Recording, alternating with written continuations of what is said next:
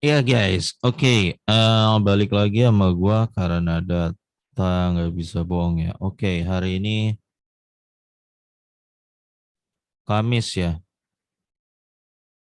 8 September guys, 2022 ya. ISG gimana tadi? Gua tadi nggak terlalu mantau juga. 0,6 naik ya, oke. Mm-mm. Ya, hari ini gua mau bahas INDF ya. Ini request juga. Gue pribadi nggak megang sama sekali mau INDF, ICBP. Sektor consumer goods gue nggak pegang satupun ya. Nggak ngerti kenapa. Karena gue belum nemu yang cocok aja gitu. Ya, menurut gue ya, gue nggak pegang sama sekali apapun itu. Ya, yang berbau consumer goods. Kayak INDF, ICBP, Unilever gue nggak pegang karena entah kenapa hmm, banyak ada beberapa yang bagus tapi udah kemahalan sahamnya. Ada yang bagus tapi dividennya kurang oke, bagian dividennya. Jadi gimana ya? Ya gitu guys.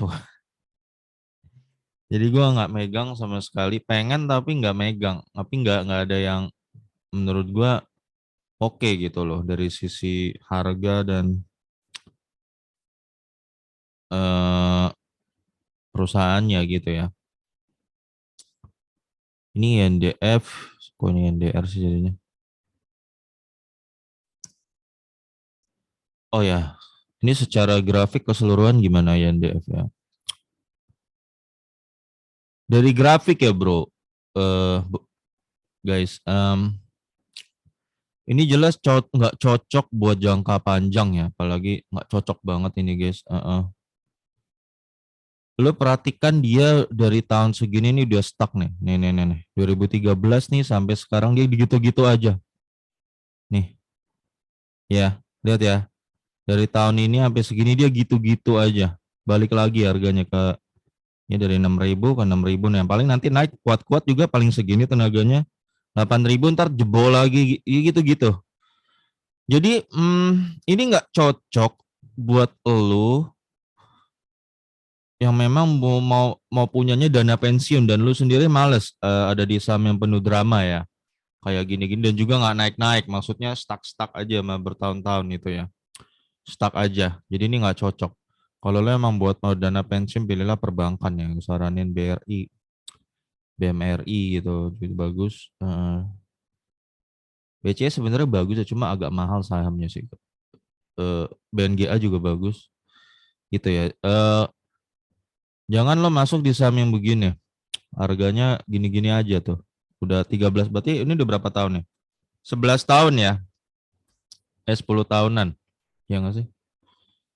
9 tahun deh. 9 tahun ya. Jadi dia udah 9 tahun harganya gini-gini aja. Ya, INDF nih.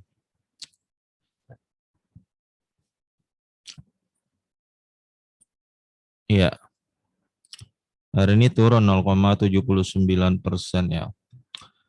Ini isunya kan juga karena gandum ya guys. Dia kan gandum ekspornya kebanyakan ambil dari Ukraina ya. Ukraina lagi dibom, dia bombardir sama Rusia sehingga terganggu gandum sehingga otomatis jadi mahal lah gandum intinya ya pasti mengurangi pendapatan INDF ya. Tapi faktor utama kenapa dia stuck begini tuh bukan itu guys ternyata ya. Nanti nanti kita bahas bareng-bareng. Ini case-nya INDF tuh menarik gitu loh untuk dipelajari ya.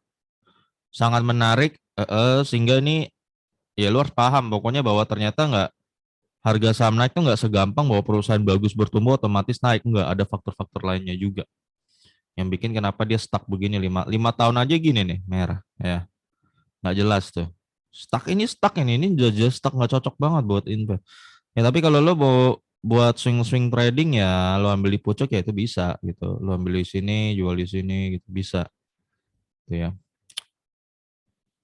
ya di bidang industri pengolahan makanan ya produknya apa aja sih oh cakra kembar segitiga Indomie di sini nggak ya di Indomie di Indef apa di CBP gua kurang paham juga guys detail-detailnya gua nggak paham sampai situ guys Lembar saham beredar 8,7 miliar ya. Pemegang saham 50%, First Pacific Investment Management. Masyarakat 49% ya. Berarti masyarakat kira-kira ada 4 miliar dipegang masyarakat. Siapa sih pemegang saham First Pacific Investment?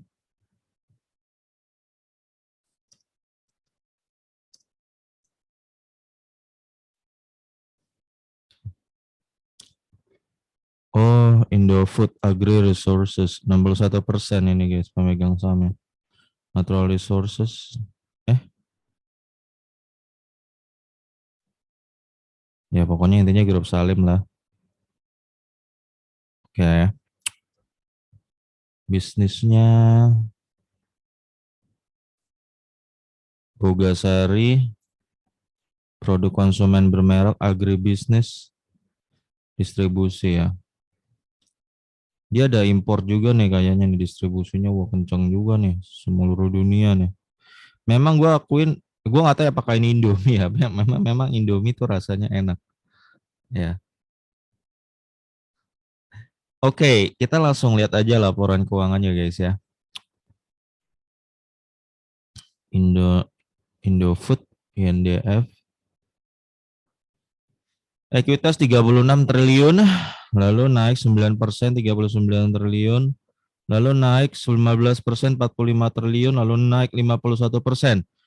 Nah, sorry, 51 triliun naik 12%. Jadi rata-rata naik 12% ya.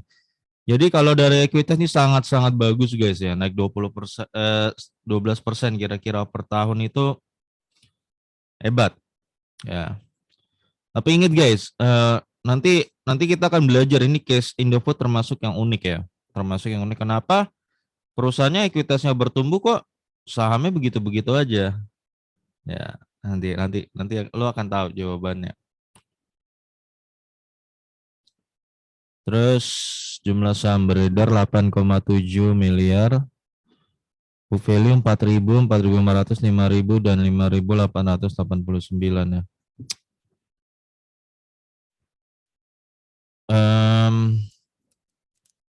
Book value rata-rata naik 12% ya, 12,5 lah. Berarti tahun depan book value dia berapa? 5.889.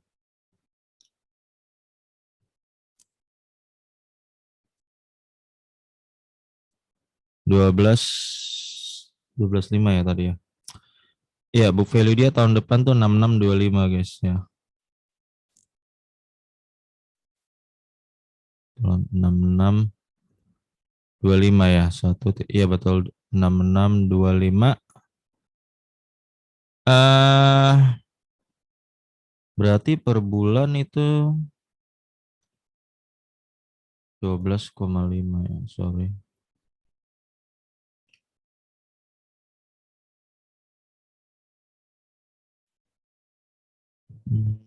Berarti per bulan naik berapa persen book value-nya? 0,99% ya. Maka di Juli sampai September ya book value dia 0,99. 5947 ya. Lagi 3 kali ya. Karena kan 3 bulan. 6.005. Ya, 6.064 book value dia sekarang kira-kira lah.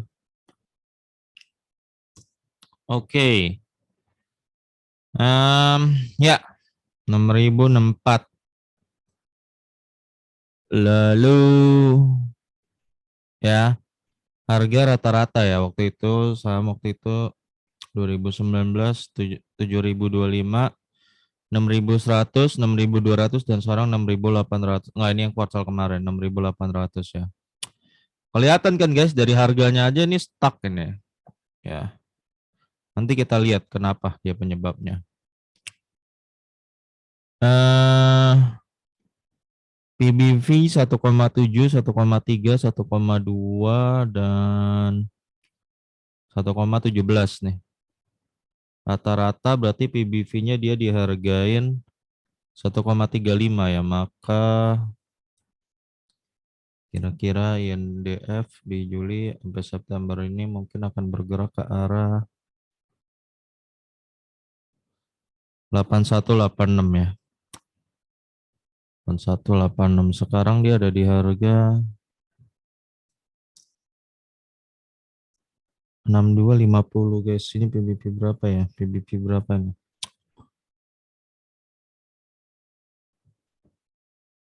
Um, 6 book value-nya 6064.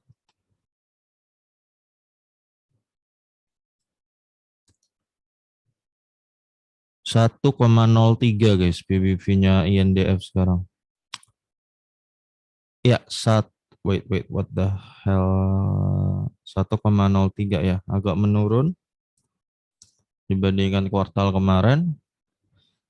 Ya, sekarang kita bahas laba guys ya. Ini yang paling dinanti-nantikan ya, bahas laba. Ya. Laba 2019 2,5 triliun ya. 2020 naik malah ya, 11%, labanya 2,8 triliun naik. 2021 naik lagi 20%, gila 3,4 triliun. 2022 menurun sedikit 15%, 2,9 triliun ya. Menurunnya sih kemungkinan besar ya kalau kita analisa wajar karena gandum mahal. Jadi bukan karena ada kompetitor. Bukan karena kompetitor. Ya, paling ngeri tuh kalau laba lu dimakan kompetitor gitu loh. Paling ngeri ada kompetitor yang lebih murah, lebih bagus. Ya itu laba lu terkuras karena kompetitor, itu yang bahaya. Tapi ini kelihatannya sih efeknya sementara ya.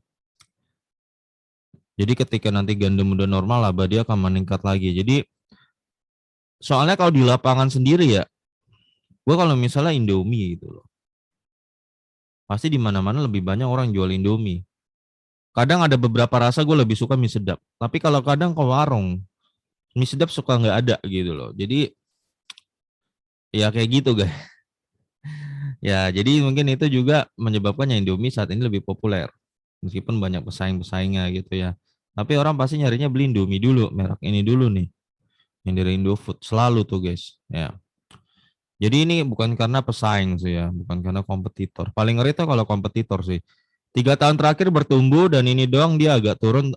Tapi karena kita tahu harga gandum naik, jadi kita paham. Berarti ini bukan sesuatu yang harus dikhawatirkan ya. Jadi ini secara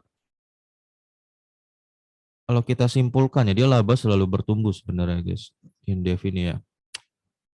Tumbuh terus, bahkan kemarin sempat tembus 20%. Ini laba naik segini tuh gede loh ya guys, 20% itu. ROE ini 7 kali 2 14% bagus. 7 kali 2 14% bagus, 7 kalinya 15% bagus meningkat, dan ini ya 11%-an ya. Agak menurun tapi masih dalam kategori bagus. Ya, ROE-nya. Ya. EPS, nah EPS-nya 2689, 323, 390, dan sekarang agak menurun dikit 330 ya. Kuartal 4 EPS-nya 559, 735, 870, dan 660. Nah, sekarang kita akan masuk ke fase yang salah satu yang krusial, lo percaya nggak percaya. Tapi fakta di depan mata lo akan menunjukkan itu, bahwa dividen sangat mempengaruhi harga saham itu ya. Di depan mata lo sekarang ditujukan sebuah perusahaan yang sangat-sangat bagus. Ekuitas lo tadi lihat sendiri bagus. Laba bertumbuh terus per tahun. Ya, kecuali 2022 ini. Tapi kita maklumin 2022. Kita maklumin ya, lagi perang di Ukraina Rusia. Ya. Tapi kalau lo lihat, kenapa dari 2019 sampai 2022, bahkan tadi kalau lo tadi lihat, gue kasih lihat data ya, dari 2013 bahkan. Kenapa INDF harganya stuck di 6 ribuan doang gitu sahamnya ya, kalau nggak paling banter nanti 8 ribu, nanti turun lagi 6 ribu, nggak pernah melampaui, padahal labanya bertumbuh terus. Nah ini kenapa ya? Di sini yuk kita bahas bareng-bareng. Ternyata itu guys ya, itu dia masalahnya ada di dividennya ya. Ini gue kasih tahu lo dividen ini penting. Kalau lo Kalau lo masih nggak percaya bahwa harga dividen itu akan mempengaruhi harga saham, ini adalah bukti nyata depan mata ya. Ini 278 kan 2019 dia bagi ya.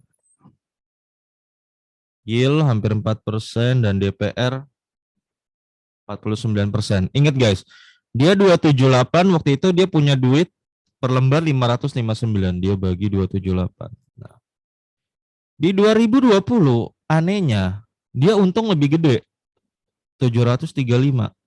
Logikanya kalau dia 50% harusnya kan dia bagiin di 360-an ya. Tapi dia enggak, dia mutusin bagi tetap angka yang sama, flat dividennya. 278 yang akhirnya yieldnya 4,5% dan DPR-nya makin kecil 37%, tadinya hampir 50% jadi 37%. 2021 keuntungan dia terbesar dalam 3 tahun ini ya, dia punya keuntungan 870. Tapi dia bagi lo lagi angka yang sama. Harus ya kalau 50% harusnya dia bagi lo sekitar 475 ya. 435 guys ya. Tapi dia enggak, dia tetap bagiin lo 278. Nah, ini guys. Ini yang bikin dia harganya stuck ya. Stuck karena harga saham nanti akan ngikutin harga dividennya. Lu suka nggak suka, percaya nggak percaya gitu loh ya. Ini bukti yang di depan mata lo nih. Jadi INDF ini termasuk saudaranya ya atau ICBP, sama modelnya, sama dua-duanya. Mereka nggak peduli segede apapun untungnya, mereka tetap akan bagiin flat. Ngerti ya guys? Ya. Ya inilah makanya kenapa harganya INDF dan ICBP itu udah stuck nih dari 2013 segitu aja ya. Ya habis 6.000 nih, 7.000, 8.000 turun lagi gitu-gitu lagi, kayak gitu-gitu aja guys. Nggak pernah bisa melampaui ya. Kalau lo lihat dividen historinya INDF ya, kita lihat aja. Angkanya tuh kita lihat bareng-bareng.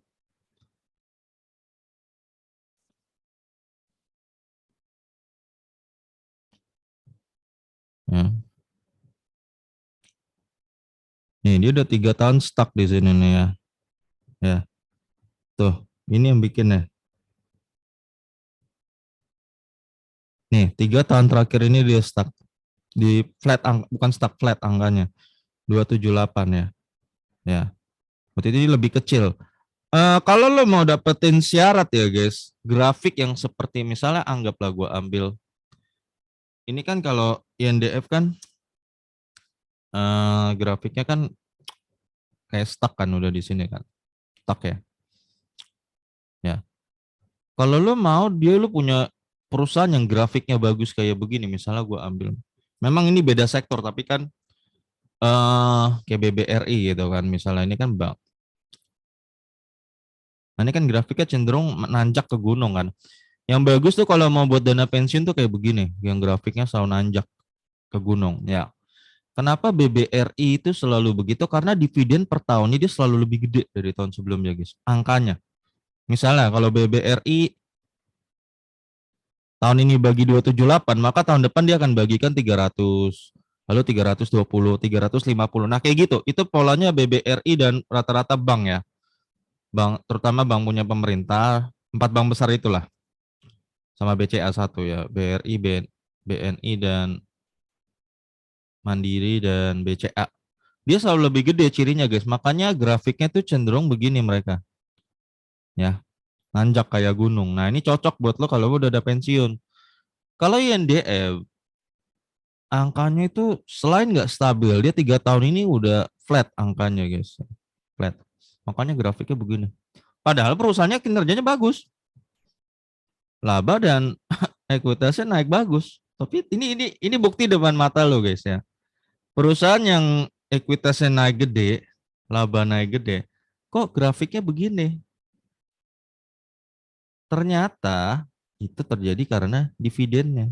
Dividennya dia hanya 278. Kalau dia hanya 278 guys, maka harganya INDF menurut gue ya, fundamental ya, intrinsiknya cuma di sini guys. 2780 kali 10 sama 5.000 560. Gini doang.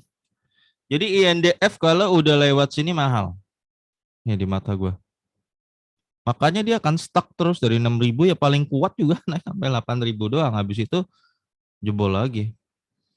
Ya karena kenapa investor pada jual? Karena mereka menyadari akhirnya orang-orang menyadari bahwa dividennya nggak worth it. Itu aja sebenarnya. Ya. Nah INDF gue cuma ngasih harga di sini guys.